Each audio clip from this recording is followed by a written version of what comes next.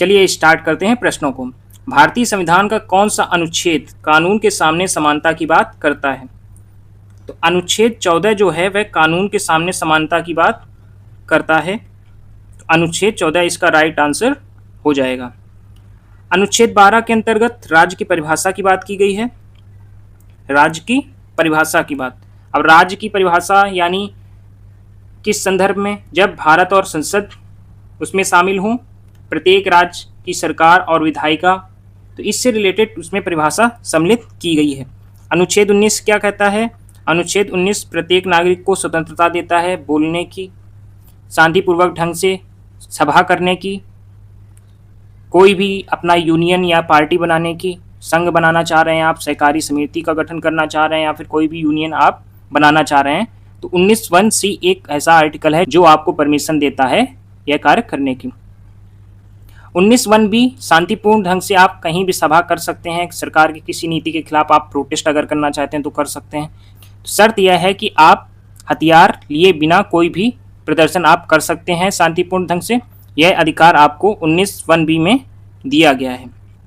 19(1)(a) में क्या है?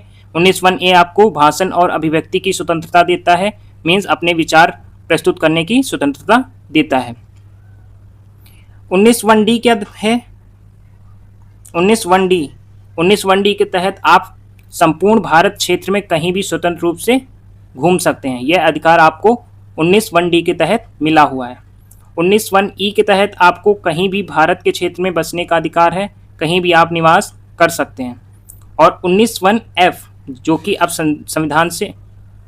संविधान से हटा दिया गया है, अब इसे मौलिक अधिकार में नहीं शामिल रखा गया है। 19(1)(g) जो है 1(g) वह खास क्या है उसमें? तो आप किसी भी पेशे को अपनाने या व्यापार करने या व्यवसाय उद्योग का अधिकार आपको इसमें दिया जाता है। आप अपने मन से कोई भी पेशा कर सकते हैं, कोई भी व्यापार करना चाहे कर सकते हैं, कोई भी व्यवसाय करना चाहे कर सकते हैं। अनुच्छेद 2 क्या है? अनुच्छेद 2 में नए राज्यों का प्रवेश या स्थापना का प्रावधान है, यानी कोई अदर कंट्री का या फिर कोई नया राज्य सम्मिलित करना है भारत में, तो उसे अनुच्छेद 2 के तहत किया जाएगा। यानी अनुच्छेद 2 में नए राज्यों को शामिल करने का प्रावधान है। कुछ फैक्ट्स जानते हैं। अनुच्छेद 14 कानून के सामने समानता, सभी लोगों को कानून की समान सुरक्षा इसके तहत मिलती है और यह फंडामेंटल राइट्स में आता है, यानी मौलिक अधिकार में सम्मिलित है। और एग्जाम में इसी को इक्वलिटी बिफोर लॉ से भी पूछा जाता है, इसलिए पॉइंट को मैंने ये मेंशन किया हुआ है जिससे आप कंफ्यूज ना हो, क्योंकि सेम यही क्वेश्चन इक्वलिटी बिफोर लॉ करके पूछा जाता है एग्जाम में। अच्छे से इसको कवर करिएगा। आगे बढ़ते हैं अगले प्रश्न की ओर। प्रश्न है, बोलने और अभिव्यक्ति की स्वतंत्रता किस अनुच्छेद से जुड़ी है? तो यह अनुच्छेद 19 से जुड़ी हुई है।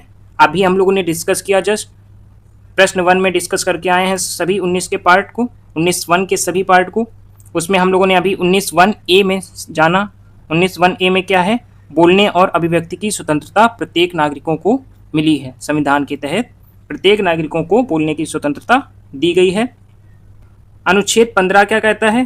तो अनुच्छेद 15 के तहत कोई भी व्यक्ति, चाहे वह किसी भी धर्म का हो, किसी जाति का हो, नस्ल का हो, किसी भी लिंग का हो या किसी भी जन्म स्थान से आता हो, उनसे इन आधार पर भेदभाव नहीं होगा। यानी राज्य किसी भी व्यक्ति के साथ इन आधार पर भेदभाव नहीं कर सकता है, यह आर्टिकल 15 में कहा गया है।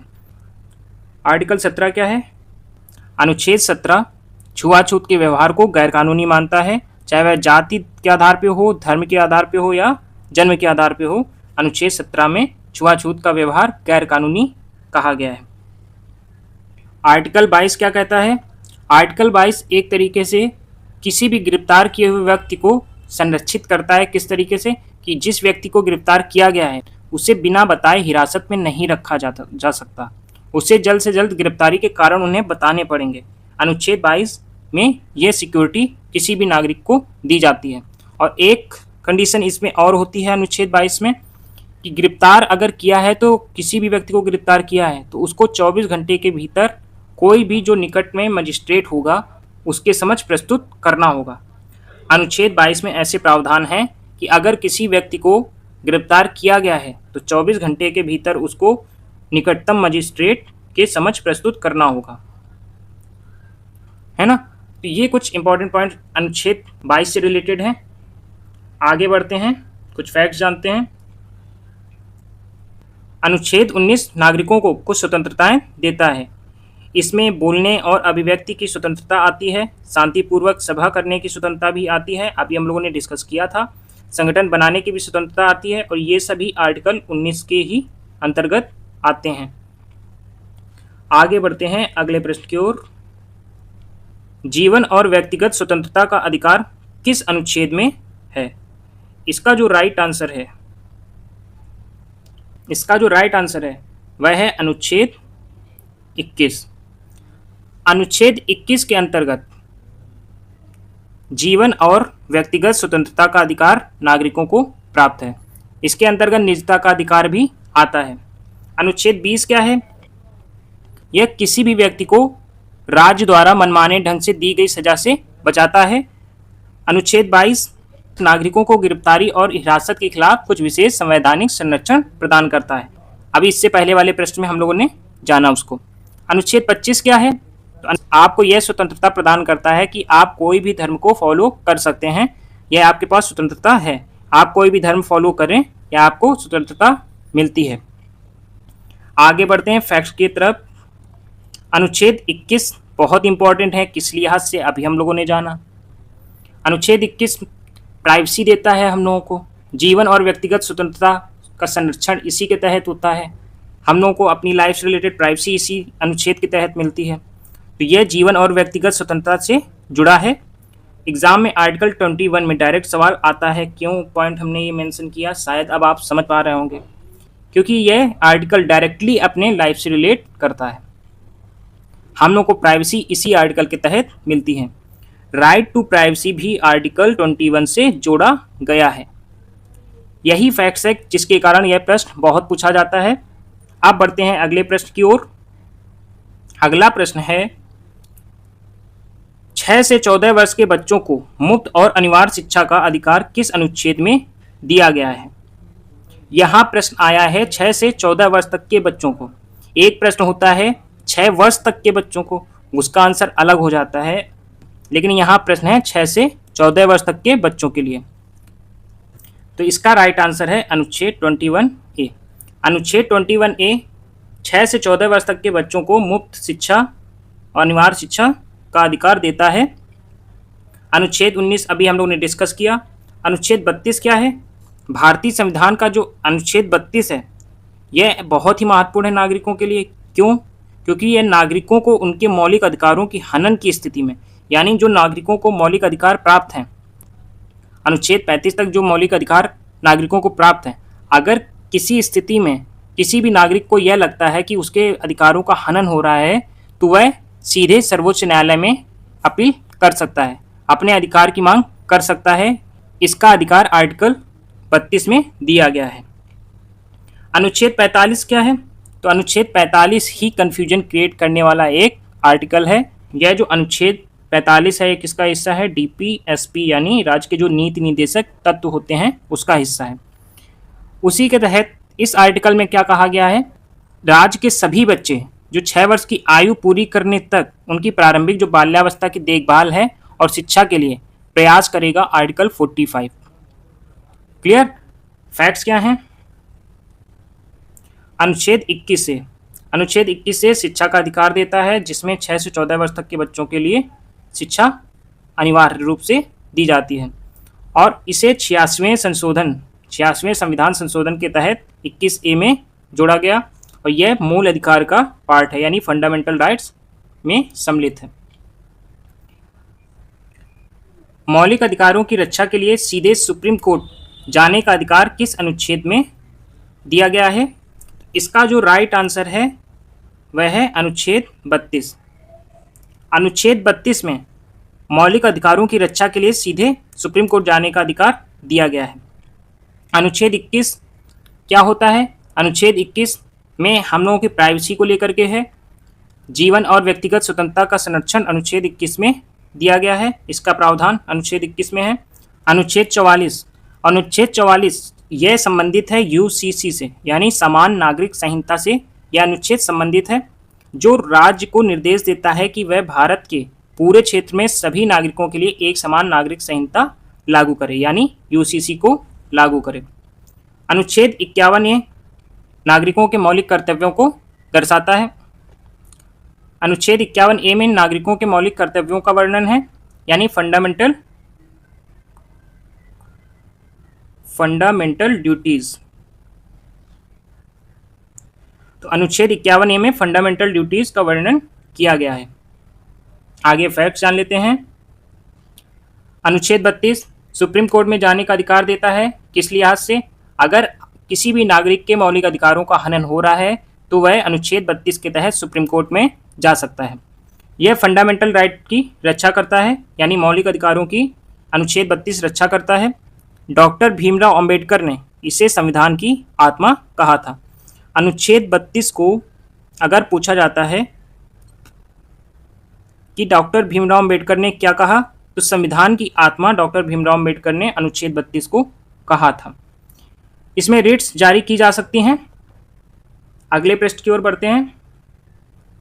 सामान्य नागरिक संहिता यानी यूनिफॉर्म सिविल कोड किस अनुच्छेद से जुड़ा है? सामान्य नागरिक संहिता अनुच्छेद 44 से जुड़ा हुआ है, जो राज्य को यह निर्देश देता है कि वह भारत के पूरे क्षेत्र में सभी नागरिकों के लिए एक समान रूल लागू करें, यानी एक समान नागरिक संहिता लागू करें, जिसे हम लोग यूसीसी कहते हैं। अनुच्छेद 32 अभी हम लोगों ने जाना, सुप्रीम कोर्ट से रिलेटेड है। जब किसी भी पर्सन को ये लगे कि उसके मौलिक अधिकारों का हनन हो रहा है, तब वह सुप्रीम कोर्ट में अपने अधिकारों की रक्षा के लिए जा सकता है। अनुच्छेद 40 जो होता है वह राज्य के ग्राम पंचायतों के गठन से संबंधित होता है। और अनुच्छेद 51 ए फंडामेंटल ड्यूटीज से रिलेटेड है। फंडामेंटल ड्यूटीज का वर्णन अनुच्छेद 51 ए में दिया गया है। अनुच्छेद 44 संबंधित किससे है? यूनिफॉर्म सिविल कोड से। यह डायरेक्टिव प्रिंसिपल्स में आता है।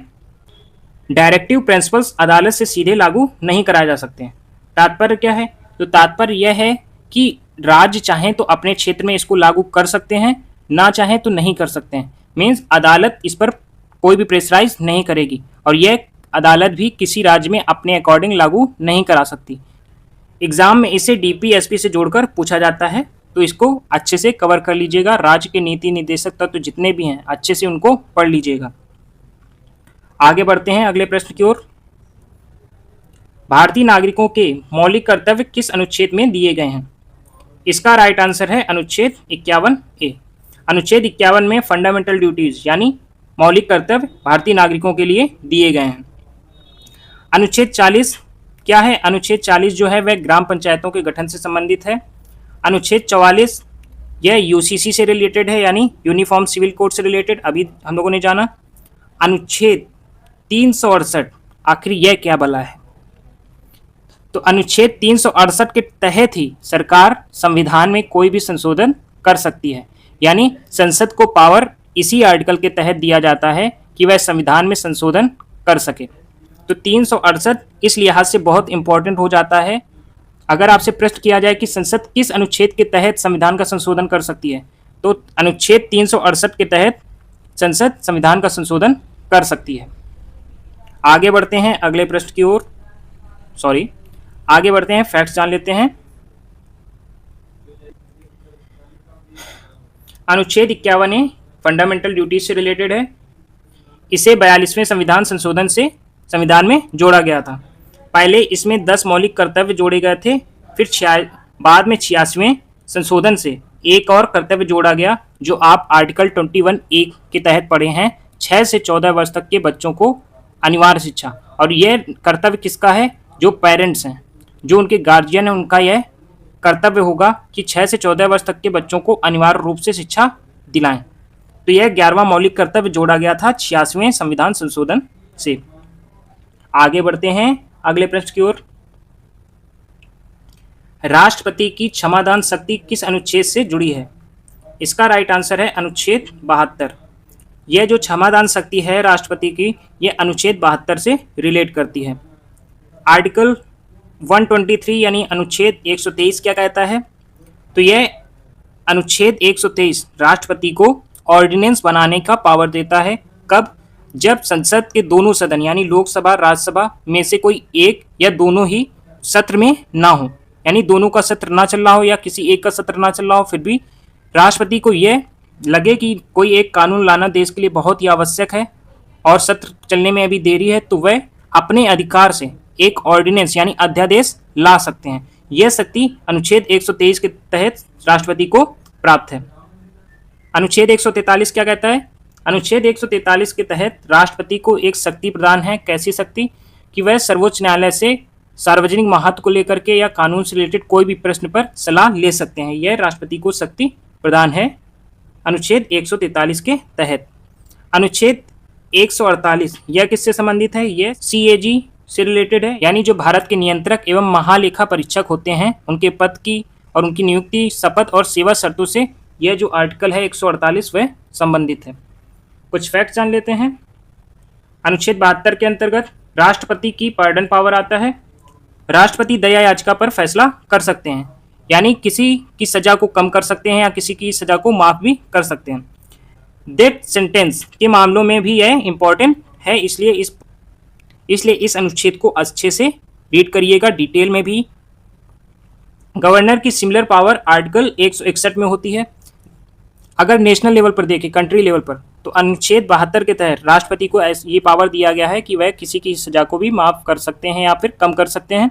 ऐसे ही स्टेट लेवल पे अगर हम लोग देखें तो गवर्नर जो होते हैं उनको आर्टिकल 161 के तहत यह पावर मिलता है। वह किसी के भी सजा को कम कर सकते हैं या फिर माफ कर सकते हैं।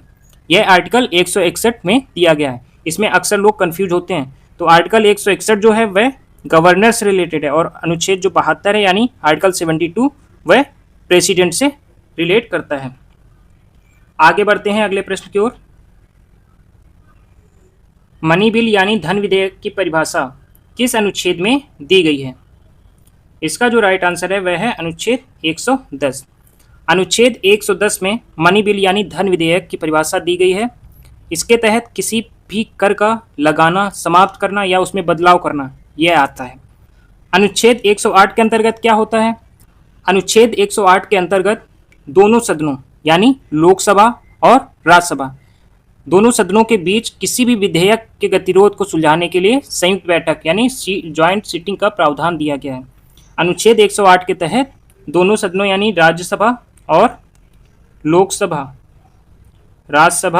लोकसभा दोनों के ही बीच कोई भी गतिरोध सुलझाना है अगर, तो उनके लिए संयुक्त बैठक यानी जॉइंट सिटिंग का एक प्रावधान दिया गया है। अनुच्छेद 112 यह वार्षिक वित्तीय विवरण से संबंधित है, यानी आमतौर पर केंद्रीय बजट भी इसे हम लोग कहते हैं। तो यह अनुच्छेद 112 जो है केंद्रीय बजट से रिलेटेड है एक तरीके से। अनुच्छेद 123 अभी हम लोग ने जाना, राष्ट्रपति के ऑर्डिनेंस से रिलेटेड, अध्यादेश से रिलेटेड, जब दोनों में से कोई एक सदन या दोनों ही सदन सत्र में नहीं होते हैं और राष्ट्रपति को नीड होती है कि देश के लिए कोई एक नया अध्यादेश बहुत जरूरी है, तो वह इस अनुच्छेद के तहत उनको पावर है कि वह एक नया कानून ला सकती हैं। आगे बढ़ते हैं फैक्ट्स। अनुच्छेद 110 मनी बिल से रिलेटेड है यानी धन विधेयक से रिलेटेड। लोकसभा स्पीकर यह तय करते हैं कि बिल मनी बिल है या नहीं। मनी बिल केवल लोकसभा में लाया जाता है, राज्यसभा में नहीं। ये पॉइंट आप याद रखना, राज्यसभा केवल इसमें सुझाव दे सकती है। क्लियर? आगे बढ़ते हैं। हर एक क्वेश्चन इंपॉर्टेंट है एग्जाम के लिए, अच्छे से देखिएगा। भारतीय संविधान में संशोधन की प्रक्रिया किस अनुच्छेद में दी गई है? अभी हम लोगों ने इसका एक्सप्लेनेशन समझा था एक ऑप्शन में जब आया था। इसका राइट आंसर है अनुच्छेद 368। अनुच्छेद 368 ही पावर देता है संसद को संविधान में संशोधन करने का। अनुच्छेद 352 किससे रिलेटेड है? तो यह राष्ट्रीय आपातकाल से संबंधित है। अनुच्छेद 356 तो यह किसी भी राज्य में संवैधानिक तंत्र की विफलता की स्थिति में केंद्र सरकार को पावर देगा राज्य में नियंत्रण करने के लिए। अनुच्छेद 360 यानी आर्टिकल 360 यह वित्तीय आपातकाल से संबंधित है। फैक्ट जान लेते हैं। अनुच्छेद 368 संविधान संशोधन की एक प्रक्रिया है। इसमें संसद को यह पावर दिया जाता है कि वह संविधान को संशोधित कर सकते हैं। संशोधन बिल संसद में लाया जाता है। कई मामलों में विशेष बहुमत चाहिए होता है और कुछ मामलों में राज्यों की मंजूरी भी चाहिए होती है। जब किन किन मामलों में चाहिए होती है, इनको डिटेल में जब वीडियो हम लोग डिस्कस करेंगे उसमें ज़रूर हम लोग जानेंगे कि राज्यों की मंजूरी कैसे कैसे मुद्दों पे चाहिए, कैसे कैसे मामले होंगे जिनमें राज्यों की मंजूरी बहुत ही आवश्यक हो जाएगी, उनको भी कवर करेंगे। आगे बढ़ते हैं। तो ये थे कुछ इंपॉर्टेंट क्वेश्चंस एमसीक्यू फॉर्म में। अब हम लोग कुछ इंपॉर्टेंट आर्टिकल्स को वन लाइनर्स में जान लेते हैं। आर्टिकल 12 जो है वह स्टेट की डिफिनीशन से संबंधित है। आर्टिकल 13 मौलिक अधिकारों के खिलाफ कानून अमान्य, यानी मौलिक अधिकारों के खिलाफ कुछ भी कानून आएगा तो वह अमान्य होगा, यह आर्टिकल 13 कहता है। आर्टिकल 14 कानून के सामने समानता प्रदान करता है। और आर्टिकल 15 धर्म, जाति, लिंग आदि के आधार पर भेदभाव नहीं होगा, यह उसमें प्रावधान दिया गया है। आर्टिकल 16 के तहत सरकारी नौकरी में समान अवसर हर एक नागरिक को मिलेंगे। आर्टिकल 17 अस्पृश्यता समाप्त, यानी छुआछूत को समाप्त किया गया है। आर्टिकल 17 में छुआछूत को एक तरीके से इनलीगल माना गया है। आर्टिकल 18 उपाधियों का अंत हुआ। आर्टिकल 19 में लोगों को बोलने और स्वतंत्रता से रिलेटेड कुछ अधिकार दिए गए हैं। आर्टिकल 20 अपराधों से सुरक्षा, यानी किसी भी व्यक्ति को राज्य द्वारा मनमाने ढंग से दी गई सजा से बचाता है। आर्टिकल 21 जीवन और व्यक्तिगत स्वतंत्रता, यानी प्राइवेसी से रिलेटेड है, निजता का अधिकार देता है। आर्टिकल 21A 6 से 14 वर्ष तक के बच्चों को अनिवार्य रूप से शिक्षा दी जाए, ऐसा प्रावधान है। आर्टिकल 22 के तहत गिरफ्तारी और हिरासत में सुरक्षा के प्रावधान है। आर्टिकल 23 मानव तस्करी और जबरन मजदूरी पर रोक, यानी किसी से भी जबरन मजदूरी नहीं कराई जा सकती, इस पर रोक लगाई गई है। आर्टिकल 24 में बच्चों से खतरनाक काम कराने की मनाही है। आर्टिकल 25 धर्म को मानने की स्वतंत्रता देता है। आर्टिकल 29 भाषा और संस्कृति की रक्षा से संबंधित है। आर्टिकल 30 अल्पसंख्यकों का शिक्षा संस्थान और अधिकार प्रदान करता है, चाहे वह भाषाई आधार पर हो या जातीय आधार पर हो। आर्टिकल 32 अधिकार बचाने के लिए सुप्रीम कोर्ट से संबंधित है, यानी जब किसी के भी मौलिक अधिकारों का हनन हो रहा है तो वह सुप्रीम कोर्ट जा सकता है। आर्टिकल 36 to 51 नीति निर्देशक तत्व, यानी डीपीएसपी से रिलेटेड है। आर्टिकल 40 ग्राम पंचायतों की बात से रिलेटेड है, यानी ग्राम पंचायतों के गठन से रिलेटेड है। आगे बढ़ते हैं। आर्टिकल 44 यूसीसी, यानी समान नागरिक संहिता से रिलेटेड। आर्टिकल 48A पर्यावरण और वन संरक्षण से रिलेटेड है। आर्टिकल 51A नागरिकों के मौलिक कर्तव्य दिए गए हैं इसके अंतर्गत। आर्टिकल 52 भारत के राष्ट्रपति, आर्टिकल 52 में ऐसा मेंशन है कि भारत के राष्ट्रपति होंगे। आर्टिकल 61 के तहत राष्ट्रपति का महाभियोग, यानी राष्ट्रपति का इम्पीचमेंट हो सकता है। आर्टिकल 72 राष्ट्रपति की क्षमादान शक्ति इसके अंतर्गत बताई गई है। आर्टिकल 76 भारत के अटॉर्नी जनरल, यानी महाधिवक्ता, तो भारत के महाधिवक्ता की नियुक्ति और पात्रता आर्टिकल 76 के तहत बताई गई है।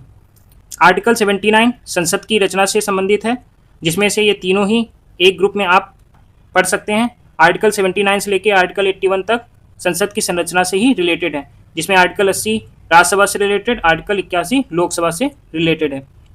आगे बढ़ते हैं। आर्टिकल 110 मनी बिल, यानी धन विधेयक से रिलेटेड है। आर्टिकल 112 वार्षिक बजट से रिलेटेड है। आर्टिकल 123 राष्ट्रपति के अध्यादेश से रिलेटेड है। आर्टिकल 124 सुप्रीम कोर्ट से रिलेटेड है। आर्टिकल 143 राष्ट्रपति की शक्तियों से रिलेटेड है। आर्टिकल 148 सीएजी, यानी भारत के नियंत्रक एवं महालेखा परीक्षक के पद से रिलेटेड है। आर्टिकल 153 राज्यपाल के पद से रिलेटेड है। आर्टिकल 161 क्षमादान शक्ति राज्यपाल से रिलेटेड है, और इसी में क्षमादान शक्ति राष्ट्रपति की अगर पूछी जाती तो वह आर्टिकल 72 से रिलेटेड है, अभी हम लोगों ने डिस्कस ही किया है। आर्टिकल 165 एडवोकेट जनरल से रिलेटेड है। आर्टिकल 169 विधान परिषद से संबंधित है। आगे बढ़ते हैं।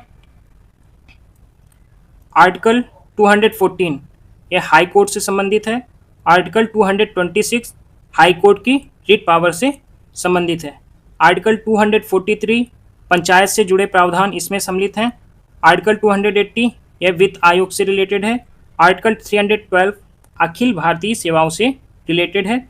आर्टिकल 324 यह चुनाव आयोग यानी इलेक्शन कमीशन से रिलेटेड है। आर्टिकल 343 संघ की राजभाषा हिंदी है, इससे रिलेटेड है। आर्टिकल 352 राष्ट्रीय आपातकाल से रिलेटेड है। आर्टिकल 356 राष्ट्रपति शासन से रिलेटेड है। आर्टिकल 360 वित्तीय आपातकाल से रिलेटेड है और आर्टिकल 368 संविधान संशोधन से रिलेटेड है, जिसकी शक्ति संसद को प्राप्त है संविधान में संशोधन करने को लेकर। अगला, अब कुछ अमेंडमेंट के बारे में जान लेते हैं जो संशोधन मुख्य रूप से संविधान में हुए हैं, उनके बारे में समझ लेते हैं। फर्स्ट अमेंडमेंट जो हुआ वह 1951 में हुआ था। किससे रिलेटेड? अभिव्यक्ति की स्वतंत्रता पर रीजनेबल रेस्ट्रिक्शन से रिलेटेड। भूमि सुधार से जुड़ा 9th शेड्यूल जोड़ा गया इसमें।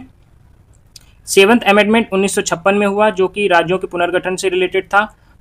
पार्ट ABCD स्टेट्स की पुरानी व्यवस्था को खत्म किया गया और स्टेट रीऑर्गेनाइजेशन से जुड़ा। आगे बढ़ते हैं। 24 अमेंडमेंट 1971, संसद की संविधान संशोधन शक्ति स्पष्ट हुई थी। आर्टिकल 13 इसी से जुड़ा है और राष्ट्रपति को एसेंट देना होता है। 42 अमेंडमेंट 1976, इसे मिनी कॉन्स्टिट्यूशन भी कहा जाता है। इसी अमेंडमेंट के तहत प्रियम्बल में यानी प्रस्तावना में सोशलिस्ट यानी समाजवाद, सेकुलर यानी धर्मनिरपेक्ष और इंटीग्रिटी यानी अखंडता, ये 3 शब्द इसमें जोड़े गए थे। और इसी के तहत फंडामेंटल ड्यूटीज़ जो कि आर्टिकल 51A में आता है उसको भी जोड़ा गया। 44th अमेंडमेंट 1978, इमरजेंसी से जुड़े बदलाव इसी अमेंडमेंट के थ्रू हुए। राइट टू प्रॉपर्टी को फंडामेंटल राइट से हटाया गया इसी संविधान संशोधन के द्वारा, जो कि 19(1)(f) में हम लोग पढ़ते थे। 19 अनुच्छेद जो 19 था उसका जो 1(f) पार्ट था उसमें हम लोग इसको पढ़ते थे। इसको 44th अमेंडमेंट के द्वारा हटा दिया गया। नेशनल इमरजेंसी में इंटरनल डिस्टर्बेंस की जगह आर्म्ड रिबेलियन आया। 52nd amendment 1985, anti defection law आया। 52nd अमेंडमेंट जो 1985 में हुआ उसमें एंटी डिफेक्शन लॉ आया। दल बदल रोकने के लिए कानून बना। 10th शेड्यूल जोड़ा गया। आगे बढ़ते हैं। 61st अमेंडमेंट 1988 यानी 61वां जो संविधान संशोधन हुआ वह 1988 में हुआ। इसमें जो मतदान की उम्र थी वह 21 से कम करके वह 18 साल कर दी गई। यूथ वोटिंग से जुड़ा सवाल यहाँ से आ सकता है। आर्टिकल 326 से यह जुड़ा। 73rd अमेंडमेंट 1992, पंचायतों को संवैधानिक दर्जा इसके तहत मिला। पार्ट 9 और 11वीं अनुसूची जोड़ी गई इसी के तहत। 29 विषय पंचायतों से जुड़े। आगे बढ़ते हैं। 74th अमेंडमेंट 1992 यानी 74वां जो संविधान संशोधन हुआ उसके तहत क्या हुआ, तो नगर निकायों को संवैधानिक दर्जा मिला। पार्ट 9(1) जोड़ा गया। 12वीं अनुसूची जोड़ी गई। शहरी लोकल बॉडीज से जुड़ा। 86th अमेंडमेंट 2002 यानी 86वां जो संशोधन हुआ वह 2000 सन में हुआ। यह आर्टिकल 21A से जोड़ा गया। इसके तहत 6 से 14 वर्ष के बच्चों को शिक्षा का अधिकार मिला और आर्टिकल 45 को बदला गया।